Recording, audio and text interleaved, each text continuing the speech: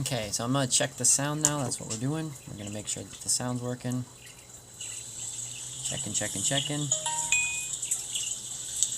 so I'm going to check the sound now. That's what we're doing. We're good. We're good with sound. So, spectacular. I just need to put on my boots, and we're ready to head outside. That's a little shaky today, weird. So, roll up my hat right way.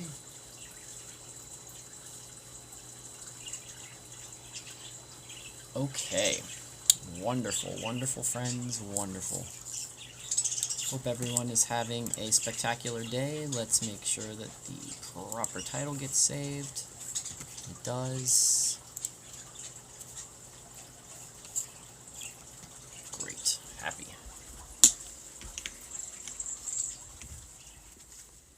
So hope everyone out there in internet land is having a wonderful day.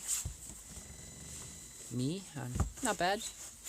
It's been a mentally crazy day, to say the least, but nothing to panic about, nothing to be really upset about. Just a lot of silliness going on in the world right now. So just trying to stay calm. Any word? Thank you so much for the ice creams and the lemons. For those that like to know the temperature, right now it is 28 degrees or -1 C. So 28 freedom, -1 C. We've got gloves are not working very well today. Anyways, we've got a little bit of snow on the ground. I'll show you guys that in just a few minutes. So, but other than that, just another wonderful day here on the farm, doing farm stuff. I was actually inside getting some stuff ready for this next year. My goal is I was getting some supplies and such put together. I'm going to try to make some absinthe this year. I'm going to try to grow everything I need for absinthe and make my own, because that is that's one of the alcohols that I also think has a lot of municipals behind it. I think there's a reason that they chose to ban it in 1912 when all the other silliness and such happened. So it's one of those that I'm trying to learn to make myself. So I was picking up supplies and such like that. So yeah, I haven't. It's gonna take me a little while. I've been reading about how to really get how to get everything in place and to grow things properly, and it'll probably take me a handful of batches before I get to the point where I'm even okay at doing it. But yes, I will. Any word, I will keep that in mind, and I will let you know. So absinthe has always been one of my favorite alcohols. So I had my first bottle.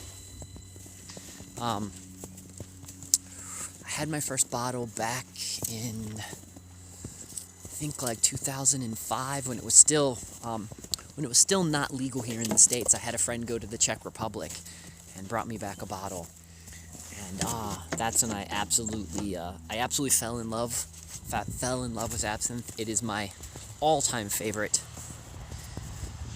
absolutely all-time favorite. So yeah, I'm gonna grow wormwood. Actually, the idea is I'm gonna do everything here on the farm. So I'm gonna brew up the alcohol. I'm gonna do the distilling. I'm gonna grow everything here on the ground. So the entire batch, everything about the alcohol will be made here on the farm. And so that's why it's probably gonna take me a little while to get it all down and to figure out how to get everything processed properly. But that is the goal, is even if I have to grow some stuff inside or in a greenhouse or something like that, that's the goal, is to get everything grown here on the farm. And it'll be Doc's medicine, Doc's elixir of life. So I don't know, we'll have to come up, once I perfect it, we'll let you guys and me, and we'll all try to think together of a cool name to come up with it. But And instead of doing shine, because, you know, I like moonshine, but I'd rather do something that has municipal backings to it, and just has you know, something. There's something about wormwood that they don't want us to know about. Otherwise, they would have not have banned. I don't believe in all the silliness that, you know, it was banned because of the wine industry and all that other kind of stuff. There's more to it that they're not letting us know. And so when there's more to something that they don't let us know, it's all about doing research and knowing more. So, and the fact that it was banned for almost 100, I think in the United States it was banned for over 100 years. I don't think it was until 2017 maybe, until it was 100% legal here again. So, oh, sorry guys, I don't know what's going on with my gimbal. It's deciding that it doesn't want to gimbal right now. Yeah, look at that. Look at that weirdness. I don't know why we're going weird, but whatever. Here you go, Lisa. Here's some water.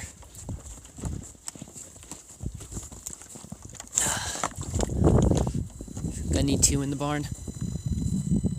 Okay.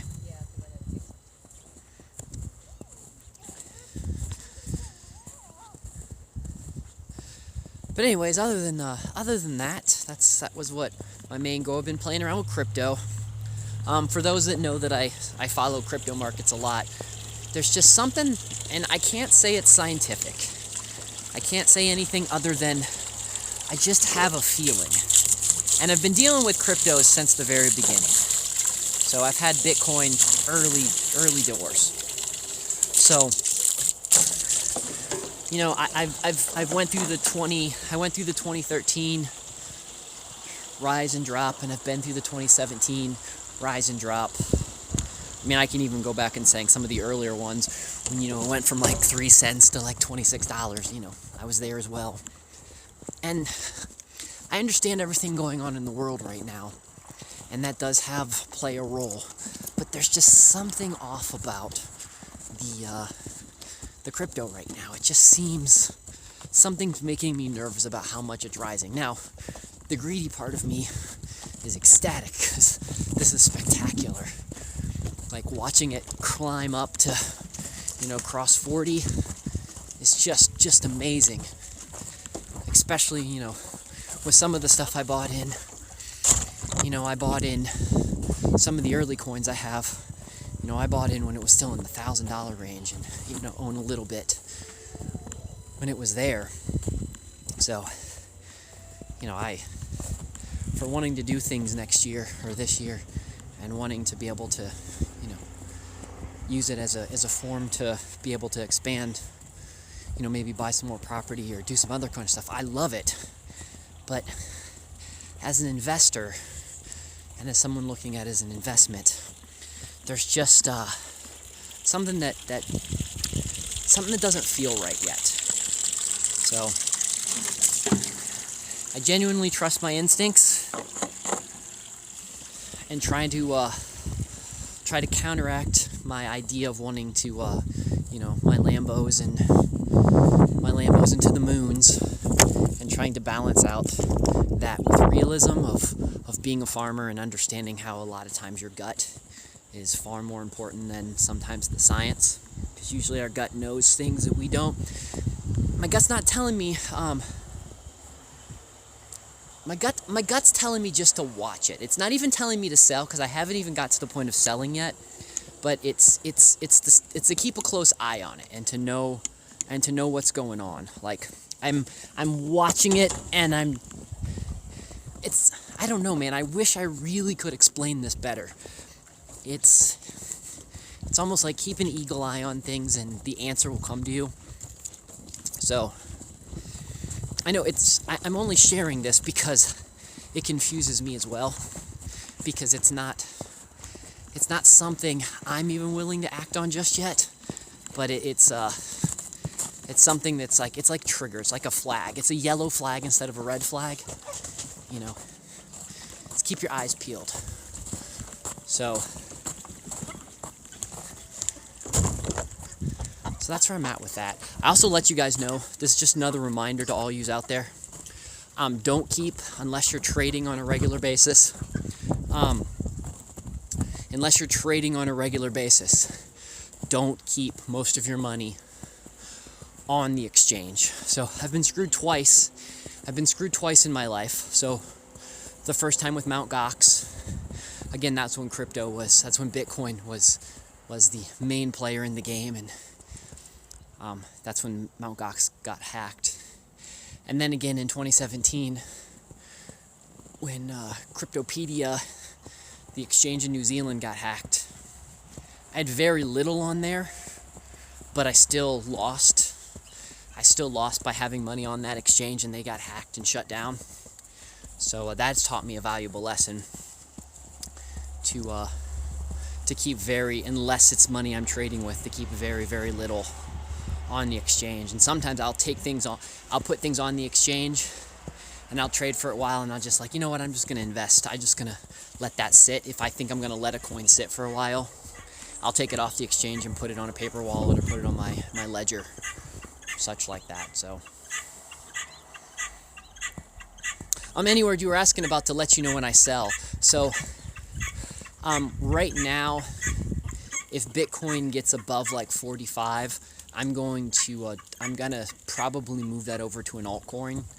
I'll probably move 70% of my holdings in Bitcoin into an altcoin, and I know that's gonna sound silly to a lot of you, but the reason for that is traditionally, Bitcoin rises up, then you see Ethereum rise up, and then you start seeing some of the fewer altcoins rise up. So if you want to catch that double wave, and the next thing is when you think Bitcoin's starting to hit its top, and 45 just feels like a top to me. It feels like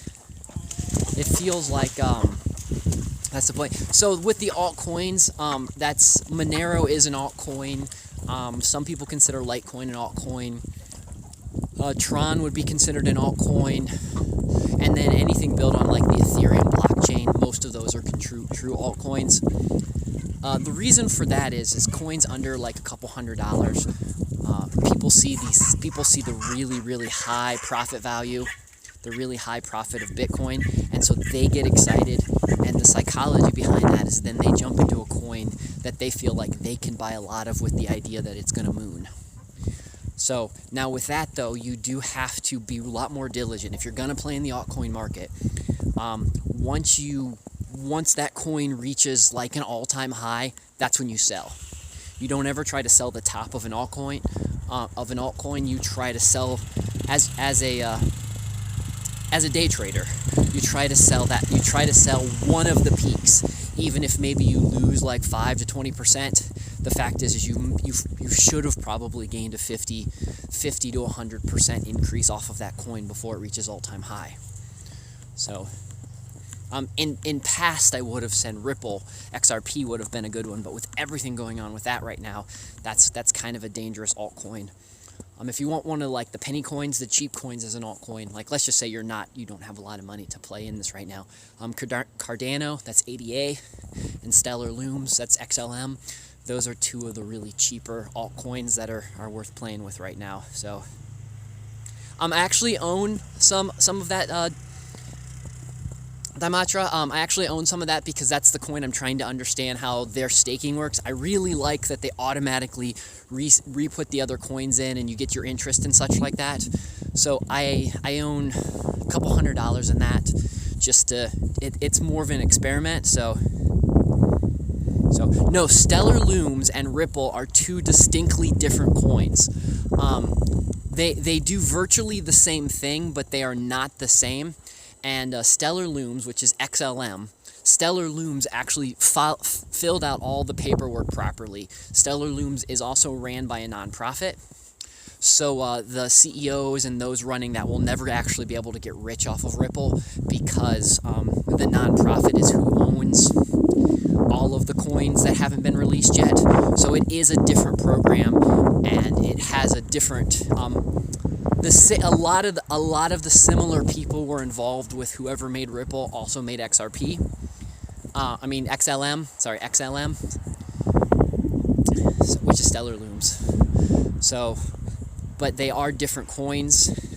And XLM I've always said XLM has been a very safe place to have your money sit and hang out. It used to be better when they had a better staking. If you just leave your money sitting there, they're staking. They used to have a decent staking. Right now, the community has voted to not do that, but you never know when it comes back.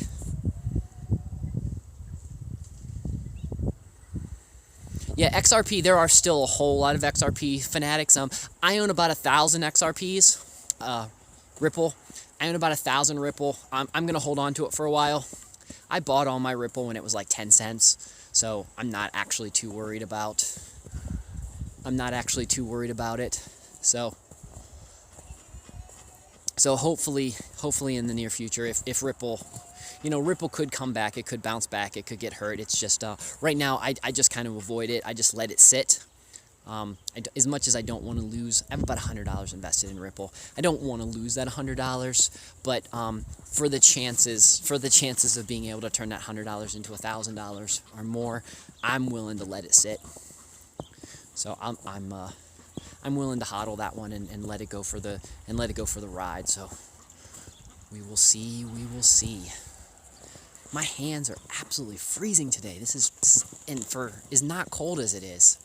So you'd think 29 Fahrenheit, -1 C, it would be colder, but I've been it's extra cold right now.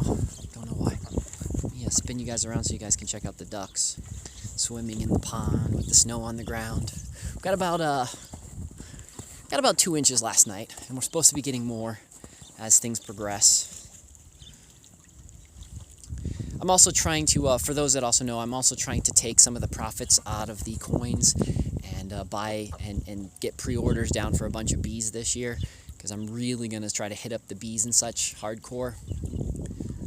The good news is I still have a lot of honey from last year, so I'm going to start processing the honey, and I'll be using it in some of the medicine that I make and some of the different stuff. I think I might even have enough to brew up some mead, so I might even do some mead, just because I think it'd be fun.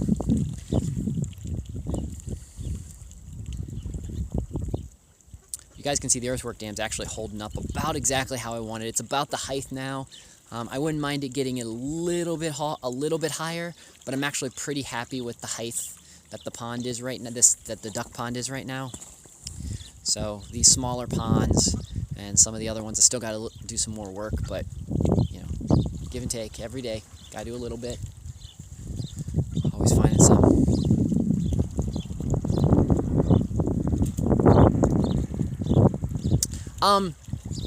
Exclusively into Bitcoin, that's probably not a good move, but putting all of your excessive money into crypto is not a bad move.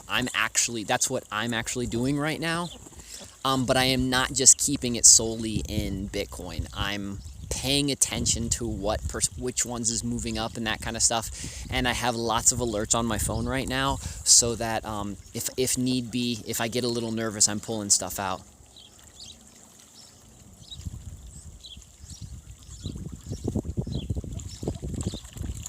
I'm sorry, Dimatra, that sounds horrible. I purposely don't go back to places that I used to live, because I don't like to see what people have done to all the work that I used to do on such. So, but I get it. Yeah, sucks. Yeah, any word, I'm currently taking all of my money, all the extra that I have, and investing it into crypto. And like I said, I've got marks, and once it gets the particular mark, I am pulling it out. Even if it's going to go higher than that, I'm pulling it out to buy the things that I'm going to need for future investments. So like a great example is like I'm waiting. I put a little bit of money into one the other day, and I decided that I wanted to buy me 2 beehives. So 2 beehives would be about $400. So as soon as that coin makes $400 in profit for me, I will then pull it out. I will pull out the $400 in profit, and I will leave the rest in there to see what it does. So I'm taking different. It's absolutely a different way of investing, but I like the idea of investing so that it doesn't go down to zero. So right now, Cash App seems to be one of the best, easiest ways to turn it back into money. I have used a handful of swaps. Actually, a couple of my friends, a couple of my friends that are really wanting to get into crypto, but currently are afraid of getting things into markets and such like that. I will actually just sell them directly my crypto. I will set up a wallet for them, and then I'll teach them how to set up their own wallet.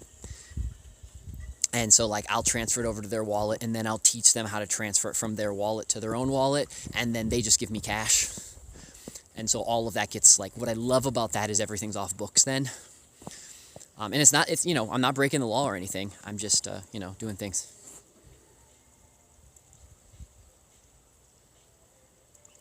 Demetria, that's what we're talking about. I don't think it's just hype.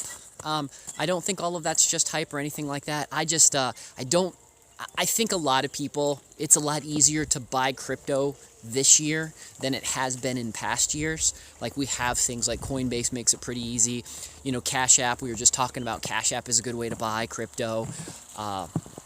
You can buy it. You can, those in other countries, you've got Binance now that accepts European credit cards and stuff like that. So it's a lot easier to get into crypto than it was just a few years ago. So I do think that's some of the rise. The other part is I just think people are real nervous about what's happening in the world.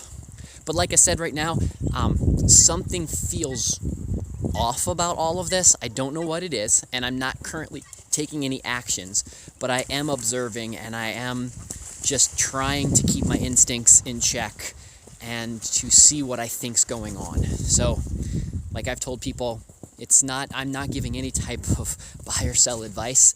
There's just, and I'm still all of my extra money is still currently going into crypto, and I'm using it to generate more revenue so that I can use to buy more things this year on the farm.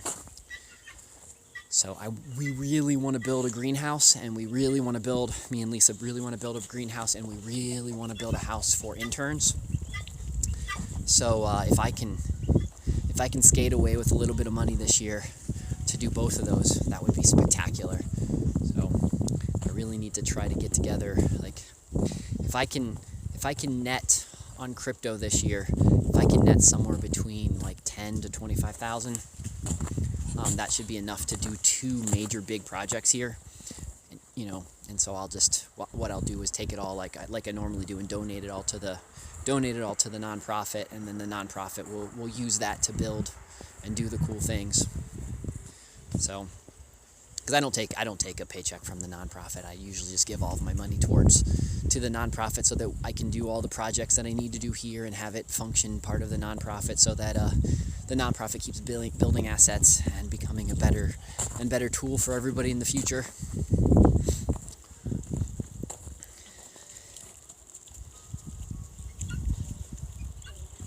Yeah, Demetria, I'm kind of in the same boat. Now that we've kind of surpassed the percentage-wise that it's creeped up in 2013 and 2017, I am expecting to see a little bit of a retraction soon. I'll be honest, I totally screwed up. I thought we were going to see a retraction when it was in the 30s, and we didn't. So right now, I don't consider myself a good person to be taking advice from when it comes to crypto right now. So I'm kind of just telling people how I feel. So it could be any word. That is a very true statement. I'll agree. It could be because of my projects, and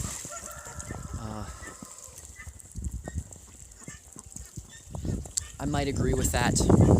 I might also just agree that there's just a lot of negativity in the world right now, and it could also just be I'm getting the vibes from the crazy world. Yeah. Okay.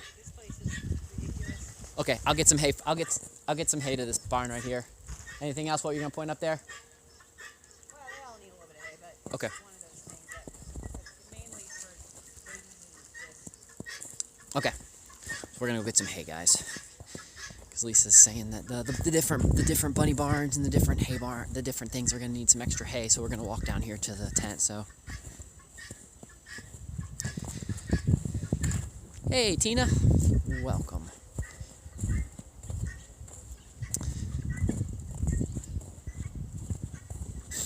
So yeah, that's pretty much my background with what's been going on for those that kind of theme stuff.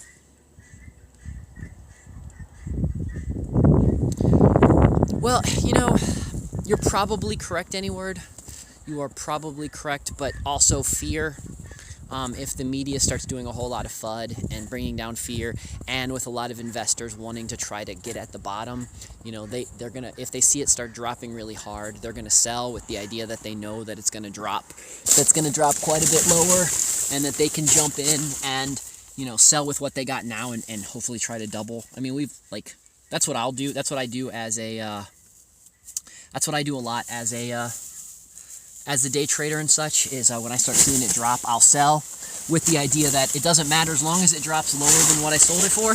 I can jump back in at any time and know I'm going to have more than I had when I started. And so some of the big people, some of the big investors, they'll set up their bots to do stuff like that. So no fear, absolutely, or very little fear. So.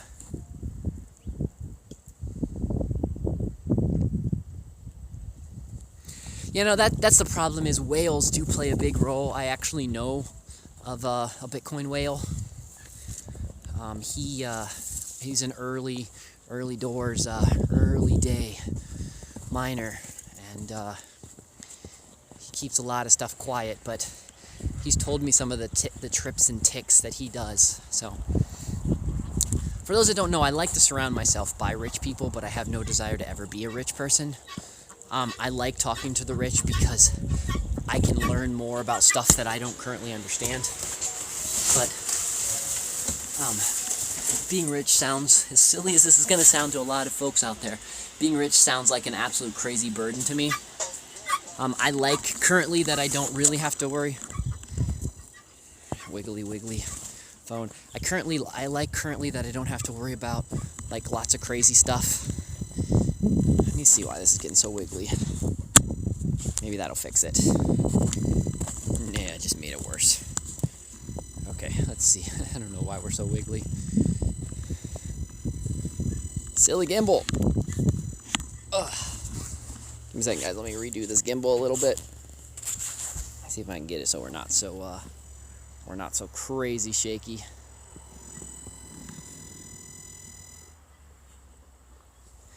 Maybe that'll fix it. Nope. I don't know why, guys. I might have to walk back to the house and switch over to my non-gimbal, because this with this wiggly shaky, I can just imagine how annoying it is for you, because it's annoying for me. So, yep, that's what we're doing. We're walking back to the house, and I'm grabbing my my stick. So we don't gotta worry about this wiggly, so it won't be as smooth. But no, we were talking about the whole being rich thing. Now, there's a huge difference between being rich, being wealthy, and knowing what your finances are. Like, I don't like being poor. Poverty sucks. So I've been impoverished. I deal a lot with impoverished people when I do mission work and such. And so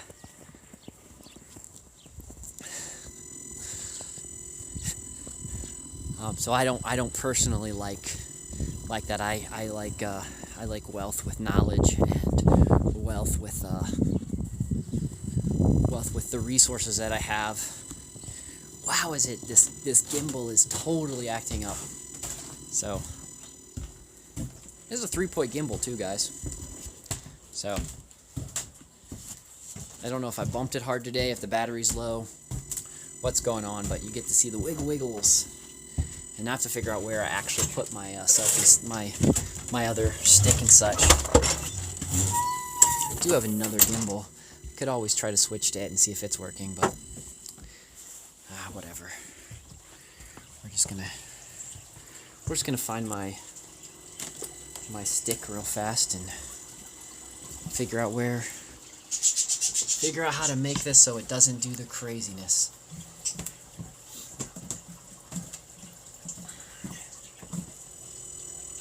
I think I stuck it in my drawer right here, so